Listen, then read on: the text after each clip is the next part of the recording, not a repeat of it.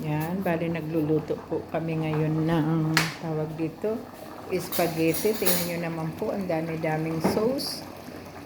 Yan, birthday po kasi ni Lane ngayon. Tapos ito po, nagpapakulo ng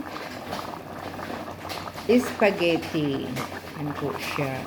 Tapos meron po siyang niluto din na adobo na pata. Yan.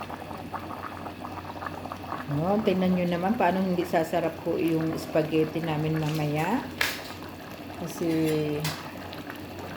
birthday po ni Judalyn Barata, kaya kakain po kami ngayon ng spaghetti. Hala, ano na ito naman.